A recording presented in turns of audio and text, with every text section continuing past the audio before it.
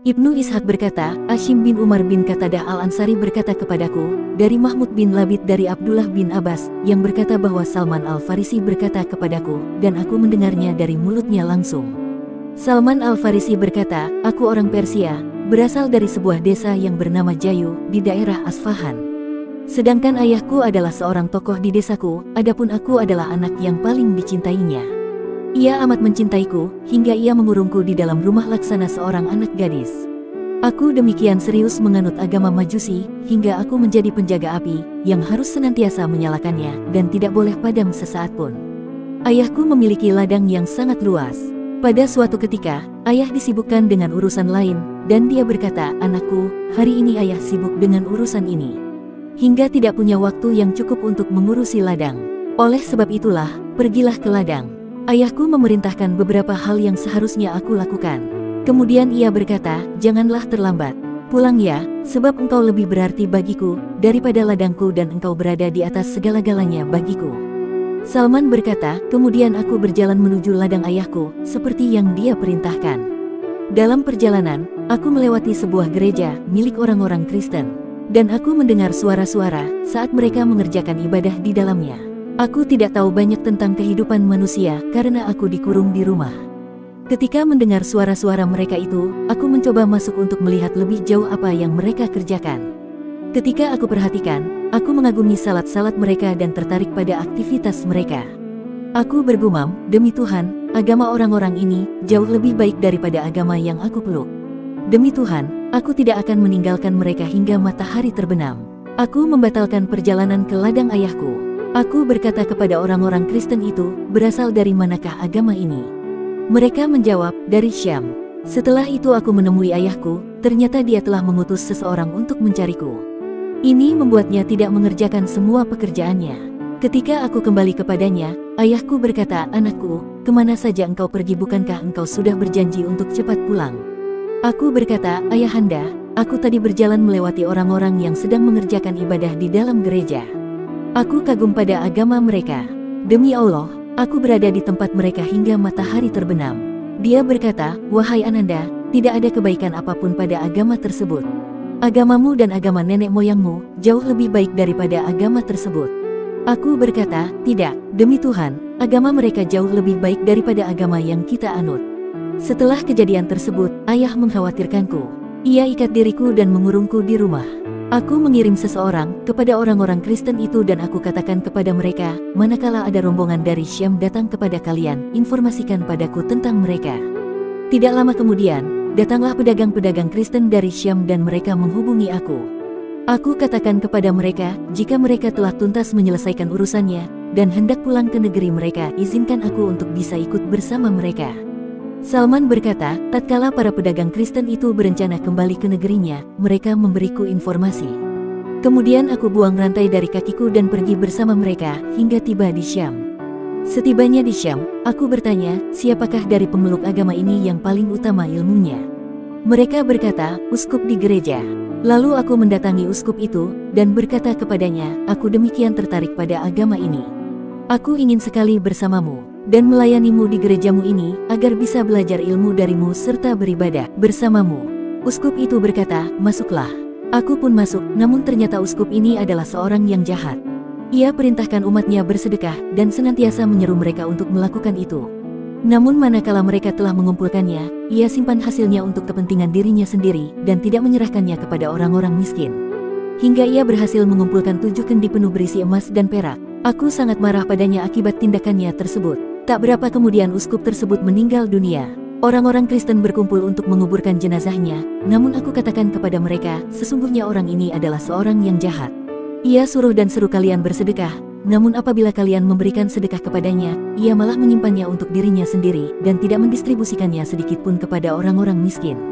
Mereka berkata, bagaimana kau tahu tentang hal itu? Aku katakan kepada mereka, aku akan tunjukkan tempat penyimpanannya kepada kalian. Mereka berkata, tolong tunjukkan kepada kami tempat penyimpanannya itu. Aku tunjukkan tempat penyimpanan uskup itu kepada mereka, kemudian mereka mengeluarkan 7 tempayan yang penuh dengan emas dan perak. Ketika mereka melihat ke-7 kendi penuh tersebut, mereka berkata, demi Allah, kami tidak akan mengubur mayat uskup ini. Maka mereka menyalip uskup tadi dan melemparinya dengan batu. Setelah itu, mereka menunjuk orang lain untuk menjadi pengganti uskup tadi. Uskup yang baru itu sangatlah soleh. Aku belum pernah melihat orang yang salat 5 waktunya, lebih utama darinya, dalam beribadah, lebih zuhud terhadap dunia, lebih mencintai akhirat, lebih tekun di siang dan malam hari dari uskup lama tadi. Aku sangat mencintai uskup baru tersebut dengan cinta yang tiada tandingnya. Aku tinggal bersamanya dalam waktu yang lama sekali hingga akhirnya kematian menghampirinya. Aku katakan kepadanya, "Hai Fulan, sungguh aku telah hidup bersamamu, dan aku mencintaimu dengan cinta yang tiada terkira. Kini sebagaimana yang engkau saksikan telah datang keputusan Tuhan kepadamu, maka akan engkau titipkan aku kepada siapa?" Ia menjawab, "Anakku, demi Allah, aku tidak tahu seperti apa diriku sesungguhnya. Sudah banyak orang yang meninggal dunia, mengubah agama yang dianutnya, dan meninggalkan tradisi yang sebelumnya mereka kerjakan, kecuali satu orang yang kini berada di Al-Mausil, yaitu si Fulan. Ia melakukan seperti apa yang diriku lakukan.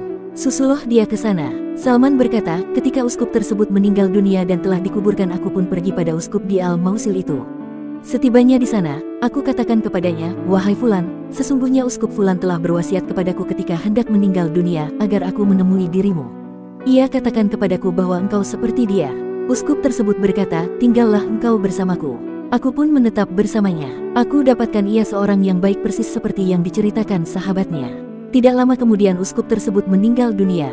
Menjelang meninggal dunia, aku berkata kepadanya, 'Wahai Fulan, sesungguhnya uskup Fulan telah berwasiat kepadaku, agar aku pergi kepadamu dan sekarang takdir Allah telah datang kepadamu, seperti yang engkau saksikan. Lalu kepada siapa kini engkau wasiatkan? Apa yang engkau perintahkan kepadaku?' Uskup itu berkata, 'Anakku, demi Allah, yang aku tahu hanya ada satu orang yang seperti kita di Nasibin, yaitu si Fulan. Pergilah engkau menemuinya.' Salman berkata, ketika uskup tersebut telah meninggal dunia dan telah dikuburkan, aku pergi menemui uskup di Nasibin itu.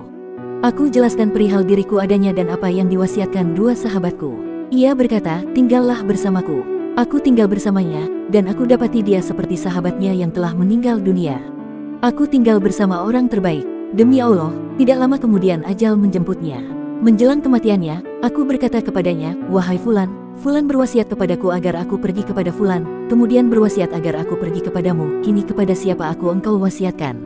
Apa yang engkau perintahkan kepadaku?' Uskup tersebut berkata, 'Anakku, demi Allah, yang aku tahu hanya ada satu orang yang masih seperti kita, sehingga aku bisa perintahkan engkau pergi kepadanya, di Amuriyah wilayah Romawi. Ia masih melakukan hal yang sama seperti kita. Jika engkau suka, temuilah dia karena ia masih sama seperti kita.' Salman berkata, uskup Nasibin pun wafat, kemudian ia dikuburkan. Aku lalu pergi kepada uskup di Amuriyah. Aku terangkan padanya tentang siapa diriku sebenarnya. Ia berkata, 'Tinggallah engkau bersamaku.' Aku pun tinggal bersama seorang yang demikian baik sesuai dengan arahan sahabat-sahabatnya dan perintah mereka. Aku bekerja sampai mempunyai sejumlah sapi dan kambing. Tak berapa lama kemudian, uskup itu pun meninggal dunia. Menjelang kematiannya, aku bertanya kepadanya, 'Wahai Fulan, aku pernah tinggal bersama Fulan lalu ia berwasiat agar aku pergi kepada Fulan, kemudian Fulan tersebut berwasiat agar aku pergi kepada Fulan, lalu Fulan tersebut berwasiat agar aku pergi kepada Fulan, kemudian dia tersebut berwasiat agar aku pergi kepadamu, kini kepada siapa engkau wasiatkan? Apa yang engkau perintahkan?' Uskup itu berkata, 'Anakku, demi Allah, aku tidak tahu apakah kini masih ada orang-orang yang seperti kita yang bisa aku perintahkan engkau pergi kepadanya, namun demikian kini telah dekat kedatangan seorang nabi. Ia diutus dengan membawa agama Ibrahim dan akan muncul di negeri Arab. Tempat hijrahnya adalah daerah di antara dua tanah berbatu hitam. Dan di antara dua daerah tersebut terdapat banyak sekali pohon kurma. Nabi tersebut mempunyai tanda-tanda yang tidak mungkin bisa disembunyikan. Ia menerima hadiah dan tidak menerima sedekah. Di antara kedua bahunya terdapat stempel kenabian. Jika engkau sanggup pergi ke negeri tersebut, pergilah.' Kemudian uskup tersebut pun wafat dan dikebumikan. Sementara aku tetap tinggal di Amuriyah hingga beberapa lama. Setelah itu, sekelompok pedagang berjalan melewatiku. Aku berkata kepada mereka, 'Bawalah aku ke negeri Arab dan aku akan berikan lembu dan kambingku ini kepada kalian.'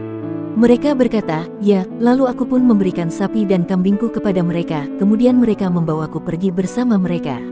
Tapi tatkala tiba lembah Quran, mereka berbuat zalim dengan menjualku sebagai budak kepada seorang Yahudi sebagai seorang budak. Maka aku tinggal bersama orang Yahudi tadi, dan aku melihat pohon kurma.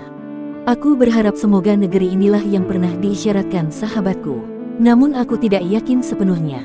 Salman berkata, ketika aku tinggal bersama orang Yahudi tadi, datanglah saudara sepupunya yang berasal dari Bani Quraiza di Madinah. Ia membeliku dari sepupunya itu, kemudian membawaku ke Madinah. Demi Allah, begitu aku melihat Madinah, aku lihat persis sifat-sifat seperti dijelaskan sahabatku. Aku pun tinggal di sana. Saat itulah Rasulullah diutus sebagai nabi dan menetap di Mekah dalam jangka waktu tertentu, sementara aku tidak mendapat berita tentang beliau karena sibuk dengan pekerjaanku sebagai seorang budak. Tidak berapa lama kemudian, Rasulullah hijrah ke Madinah. Salman berkata, saat aku sedang berada di atas pohon kurma mengerjakan beberapa tugas rutin untuk tuanku, sedang tuanku duduk di bawahku. Tiba-tiba sepupunya datang dan berdiri di depannya. Sepupunya itu berkata, "Hai Fulan, semoga Allah menghancurkan Bani Kailah. Demi Allah, mereka sekarang sedang berkumpul di Kuba untuk menyambut kedatangan seorang laki-laki dari Mekah, dan mereka mengatakan bahwa orang tersebut adalah seorang nabi." Ketika aku mendengar apa yang diucapkannya, aku gemetaran seolah-olah akan jatuh. Aku turun dari atas pohon kurma dan bertanya kepada saudara sepupu tuanku, "Apa yang engkau katakan tadi?" Dia berkata, "Apa urusanmu dengan perkara ini? Tuntaskanlah pekerjaanmu." Aku berkata, "Tidak ada apa-apa.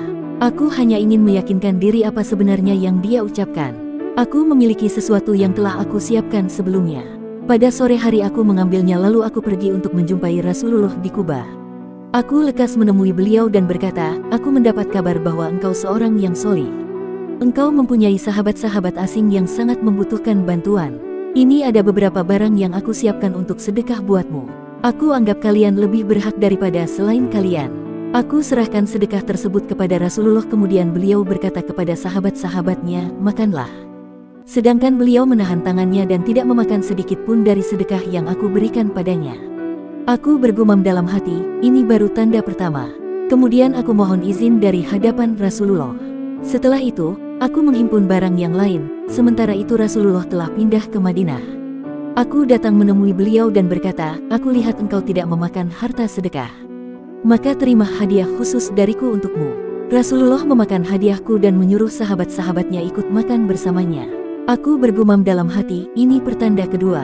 Setelah itu, aku mendatangi Rasulullah di Baqi Al-Gharqad. Saat itu beliau sedang mengantar jenazah, aku mengucapkan salam kepada beliau. Setelah itu aku sengaja memposisikan diri di belakang beliau karena ingin melihat punggung beliau apakah aku melihat stempel tanda kenabian seperti yang dijelaskan sahabatku. Ketika Rasulullah melihatku berada di belakangnya, beliau mengetahui bahwa aku sedang mencari sifat yang pernah dijelaskan oleh sahabatku. Beliau menanggalkan kainnya dari punggungnya, saat itulah aku melihat stempel kenabian pada punggung beliau.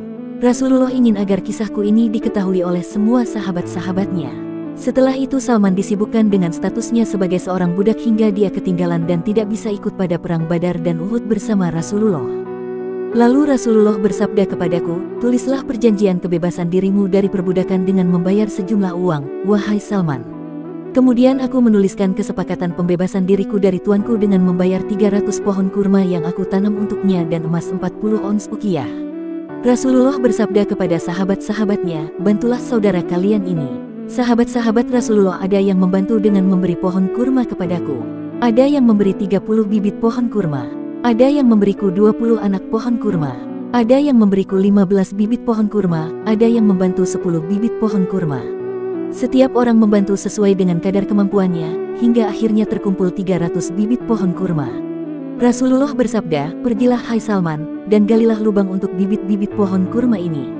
Jika telah selesai menggalinya, temuilah aku, sehingga tanganku sendiri yang meletakkan bibit pohon kurma ini ke dalamnya." Salman berkata, "Kemudian aku menggali lubang untuk bibit-bibit pohon kurma tersebut dengan dibantu sahabat-sahabatku. Ketika telah selesai menggalinya, aku kembali menemui Rasulullah dan memberitahu bahwa aku telah selesai menggali lubang. Lalu Rasulullah pergi bersamaku ke lubang-lubang untuk menabur bibit kurma tersebut. Kami berikan bibit pohon kurma kepada beliau lalu beliau masukkan ke dalam lubang dengan tangannya sendiri, sampai proses penanaman selesai. Dan, tidak ada satupun bibit pohon kurma yang mati. Aku rawat pohon-pohon kurma itu dan aku masih memiliki tanggungan hutang harta." Tak berapa lama kemudian, Rasulullah datang dengan membawa emas sebesar telur ayam dari sebuah tempat pertambangan. Rasulullah bersabda, "Apa yang telah dilakukan orang Persia yang akan memerdekakan dirinya dengan perjanjian membayar sejumlah uang?" Aku dipanggil untuk menemui Rasulullah. Beliau bersabda, "Ambillah emas ini, dan bayarlah hutangmu dengannya, wahai Salman." Aku berkata, "Wahai Rasulullah, bagaimana emas ini bisa melunasi semua hutangku?" Rasulullah bersabda, "Ambillah, karena Allah akan melunasi hutangmu dengannya. Aku mengambil emas tersebut lalu menimbangnya. Ternyata berat emas tersebut adalah 40 ons. Lalu aku bayar hutangku pada tuanku dengan emas itu, sehingga aku menjadi orang merdeka. Aku lalu ikut terjun pada perang Khandaq bersama Rasulullah sebagai orang merdeka, dan sesudahnya tidak pernah sekalipun aku melewatkan satu medan perang pun.